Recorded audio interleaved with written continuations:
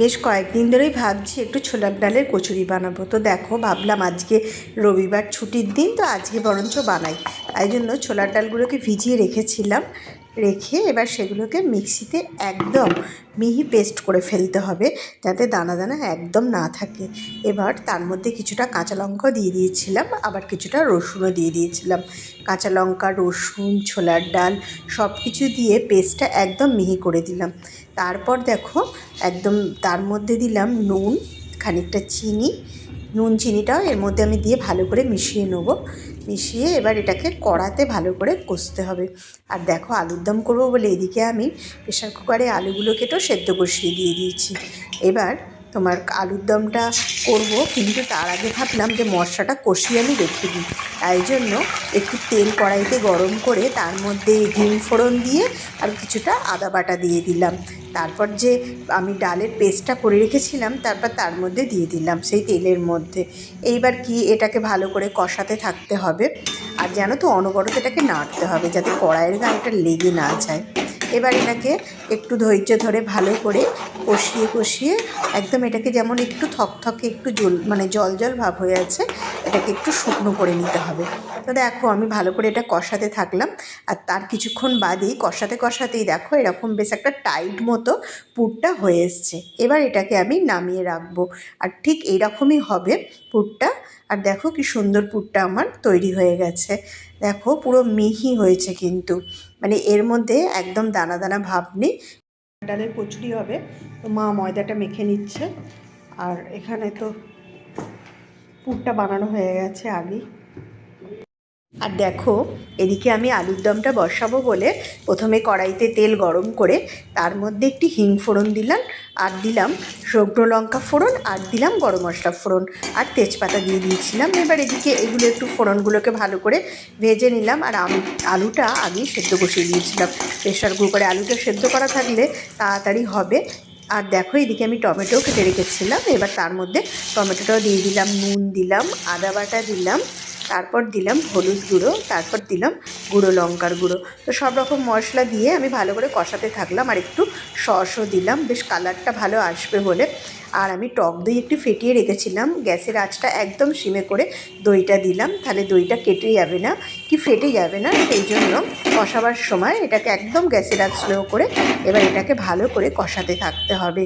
বেশ স্মুথ হয়ে যাবে একদম তোমার মশলাটা। এবার যে আলুটা আমি সেদ্ধ করে রেখেছিলাম, এবার তার মধ্যে কড়াইয়ের মধ্যে আমি দিয়ে দিলাম। এবার এটাকে ভালো করে কষাতে হবে।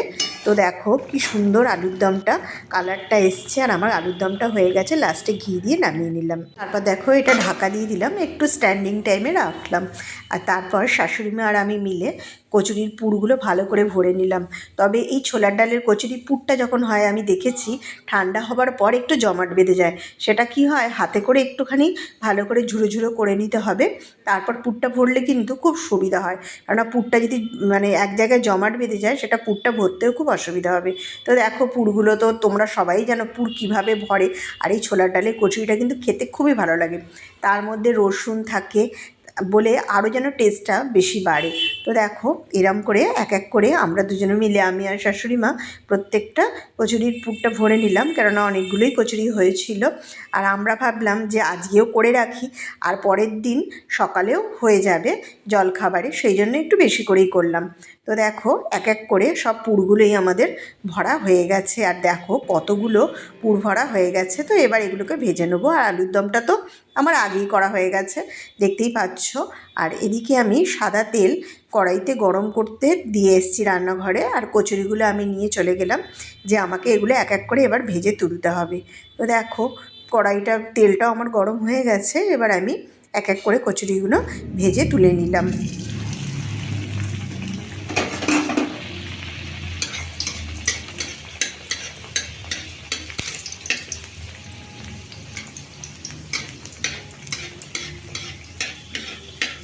দেখো, কচুরিগুলো হয়েছিল খুব ভালো।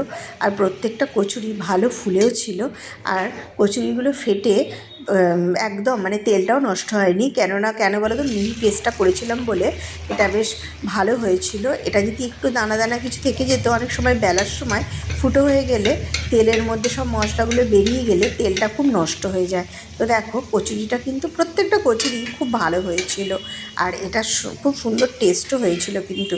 আর ভাজার সময় এত সুন্দর একটা গন্ধ আসে না, খুব সুন্দর। মশলাটা খুব সুন্দর করে কষিয়ে ভালোভাবে করলে কচুরিগুলো খেতে কিন্তু দারুণ লাগে। তো দেখো আমার অনেকগুলোই কচুরি বেশ ভাজা হয়ে গেছে। তো আমি এক এক করে সব কটা কচুরি ভেজে তুলে নিলাম। দেখো আমার কত কচুরি ভাজা হয়ে গেছে। এবার সবাইকে এক এক করে খেতে দেবো। অনেকগুলোই ভাজা হয়ে গেছে, মেয়েকে খেতে দিলাম, বাড়ির সবাই খেলো, আর লাস্টে আমরাও নিয়ে নেবো কচুরি। দেখো সব কচুরিগুলোই প্রায় আমার ভাজা হয়ে এসছে। তো ভাবলাম এবার আমিও নিয়ে নিই, সবাইকে খেতে দেওয়া হয়ে গেছে, তো আমিও কচুরিটা নিয়ে নিলাম। আর কচুরিগুলো আমি একটু কড়া করে ভেজেছিলাম যাতে ঠান্ডা হলে একদম নেতা না হয়। আর দেখো এদিকে আলুর দমটা আমি নিয়ে নিয়েছিলাম। আলুর দমটা নিরামিষ করেছিলাম, আর কচুরিটার মধ্যে রসুন দিয়ে করেছিলাম। তো রসুন দিয়ে করলে টেস্টটা কিন্তু দারুণ আসে। তো আমি খেয়ে দেখলাম কচুরিটা কেমন হয়েছে। আর কচুরির মধ্যে পুরটা একদম বেশি করে করা হয়েছে, তো বাড়ির কচুরি বলে কথা, আর বাড়িতে পুরটাও বেশি করে দেয়া হয়, টেস্টটাও ভালোই আসে। আর বিশ্বাস করো কচুরিটা খেতে দারুণ হয়েছিল। তোমরা একদিন বাড়িতে করে দেখো, যদি ভালো লাগে আমাকে অবশ্যই জানিও।